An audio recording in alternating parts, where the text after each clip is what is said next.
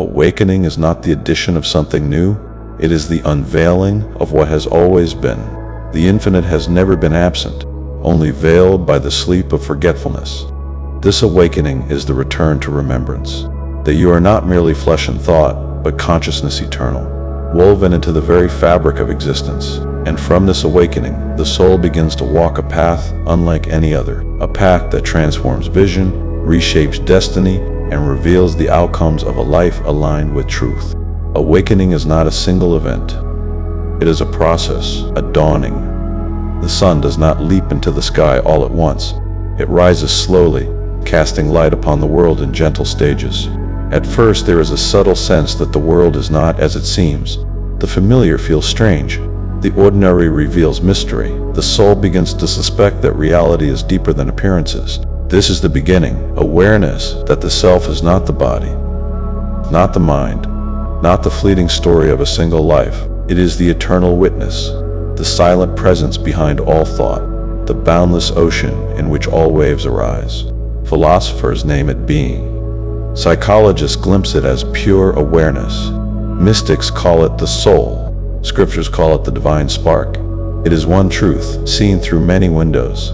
And when awakening comes, the windows open at once, and the soul breathes the vastness of its own eternity. The first outcome of awakening is the shift of perception. The world once seen as solid and separate becomes a web of connection. Every face reflects your own. Every moment carries divine significance. Awareness sharpens. Colors appear more vibrant. Silence hums with life. Even the smallest things, the sound of the wind, falling of rain, the opening of a flower, reveal themselves as sacred expressions of the infinite.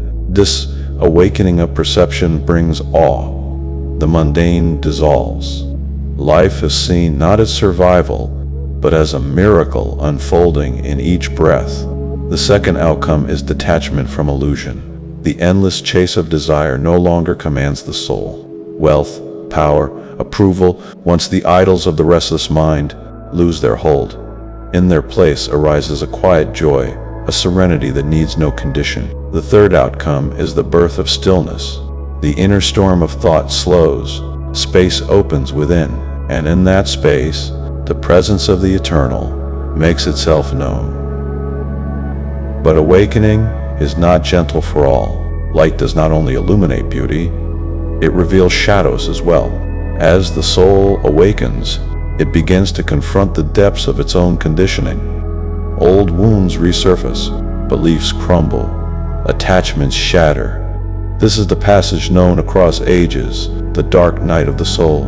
It is not a punishment, but a purification. The fire burns not to destroy, but to refine. Here, the ego resists, fearing its own dissolution. Here, despair may visit, as the old self dies and the new self is not yet formed. But in this crucible something radiant is forged. The illusions fall away, and from the ashes of the false, the true self emerges, unbound, eternal, free. Once the fire has passed, the awakened one begins to live in harmony with the laws that govern existence. The law of reflection becomes clear. The outer world is a mirror of the inner. To transform life, one must first transform consciousness. The law of becoming reveals itself. The self is never fixed, but always unfolding, shaped by thought, belief, and intention. The law of surrender is embraced. Control is an illusion. The river flows, not by command, but by trust in its own current. The law of resonance is known. What you carry within calls its reflection without, like attracts like, and energy answers to energy. With this alignment comes peace. Life no longer feels like chaos, but like orchestration.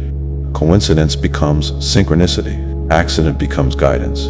The universe reveals itself not as random, but as a teacher. Another profound outcome of awakening is the dissolving of separation. No longer does the self stand apart from others. All beings are seen as reflections of the same source. The pain of another becomes one's own. The joy of another radiates within the heart. From this knowing arises compassion without boundaries. Compassion not as pity, but as shared being. The awakened one serves not out of duty, but out of recognition. To love another is to love oneself, for all are threads in the same eternal tapestry. Here, forgiveness blossoms naturally. Resentment dissolves. For how can the right hand resent the left when both belong to one body?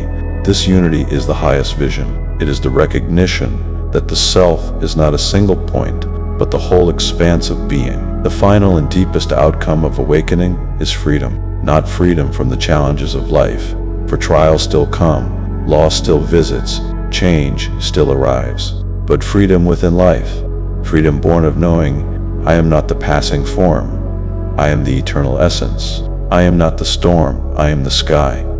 In this freedom, fear loses its grip, death loses its sting, time loses its tyranny, for the awakened soul knows nothing real can be threatened, nothing eternal can be lost. And so life becomes lighter, not because suffering disappears, but because the self has risen above it like a bird soaring above the storm. Awakening is not an end, but a beginning. It is not a single dawn, but an endless rising of the sun. Each moment deepens it, each challenge refines it, each silence expands it. Awakening is not a final state, but an eternal process. The infinite cannot be fully known, only endlessly revealed. Thus, the outcomes of awakening are not possessions, but transformations, not destinations, but ways of being. Awakening reveals this truth: the kingdom is within, the light is within, the infinite is within. To awaken is to remember is to live is to reflect the eternal. This is the path, this is the fruit, this is the eternal dawn, awakening without end, outcomes without limit, life lived as the infinite in form.